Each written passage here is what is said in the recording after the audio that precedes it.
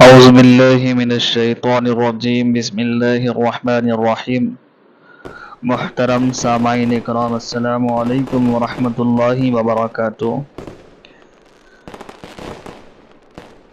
کون سی ایسی مجبوری یا بیماری ہے جس کی وجہ سے ہم روزہ چھوڑ سکتے ہیں اور روزے کے بدلے میں فدیہ ادا کر سکتے ہیں؟ آئیے ہم آپ کے سامنے یہ اہم مسئلہ پیش کرنے کی سعادت حاصل کر رہے ہیں۔ حدیث شریف میں آتا ہے کہ حضور اکرم صلی اللہ علیہ وسلم نے ارشاد فرمایا، جو شخص مجبوری کے بغیر یا کسی بیماری کے بغیر رمضان کا ایک روزہ بھی چھوڑتا ہے تو ساری عمر کے روزے بھی اس کی بھرپائی نہیں کر سکتے۔ کسی عذر کی وجہ سے روزہ نہ رکھ سکے تو صدقہ فطر کی مقدار کسی ضرورت مند شخص کو دینا ہوگا، اس کو فدیہ کہتے ہیں۔ مثال کے طور پر اگر کوئی شخص ایسی بیماری میں مبتلا ہے جس سے چھٹکارے کی کوئی امید نہیں ہے تو فدیہ دینا ہوتا ہے۔ فدیہ دے کر ذمہ داری سے بری ہو سکتے ہیں۔ فدیہ کہتے کس کو ہے آئیے یہ جانتے ہیں۔ ایک دن کا فدیہ یہ ہے کہ کسی ضرورت مند شخص کو 2 وقت کا کھانا کھلا دینا یا کھانا دے دینا یا پھر کھانے کے پیسے دے دینا۔ یاد رکھیے، ایک دن کا فدیہ 2 وقت کا کھانا کھلا دینا یا کھانا دے دینا یا پھر کھانے کے پیسے دے دینا ہے۔ 2 وقت کو ہمیشہ یاد رکھیے۔ کھانا کیسا ہونا چاہیے یہ بھی غور سے سماعت فرمائیے۔ کھانے کے معاملے میں یہ درمیانی پہلو اختیار کرنا چاہیے، یعنی ضروری نہیں ہے کہ بریانی، حلیم یا کوئی اور عالیشان کھانے ہی دینا، یہ ضروری نہیں ہے۔ گھر میں عام طور پر جو پکاتے ہیں اور کھاتے ہیں وہی دے سکتے ہیں، لیکن باسی کھانا یا پھر اترا ہوا کھانا وغیرہ یہ نہیں دینا چاہیے۔ ایک اور مسئلہ ہے شوگر کے مریضوں کا۔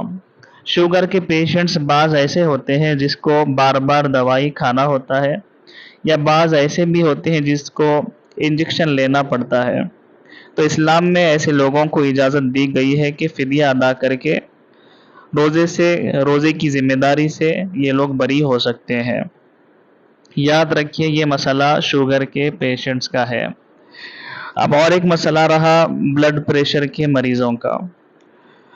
بلڈ پریشر کے مریضوں کے بارے میں کیا مسئلہ ہے آئیے ہم آپ کے سامنے یہ پیش کرنے کی سعادت حاصل کرتے ہیں۔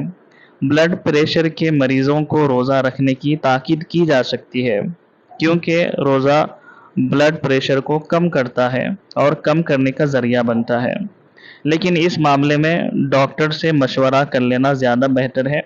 اگر ڈاکٹر کہتا ہے کہ آپ کو روزہ نہیں رکھنا ہے، آپ نہیں رہ سکتے روزہ رکھنے کی وجہ سے کچھ پرابلم کریٹ ہو سکتی ہے، تو ایسے وقت میں بلڈ پریشر کے مریض بھی فدیہ دے کر روزے کی ذمہ داری سے بری ہو سکتے ہیں۔ اور اس میں ایسے بھی لوگ شمار ہیں اس میں جو بہت زیادہ عمر رسیدہ ہو چکے ہیں، جو روزہ رہنے کے قابل نہیں ہے، روزہ نہیں رہ سکتے، بہت کمزوری ہو چکی ہے، عمر بہت بڑھ چکی ہے۔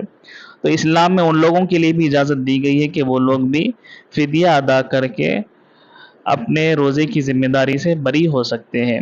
فدیے کی جو مقدار بتائی گئی ہے اس کو ہمیشہ ذہن میں رکھیے۔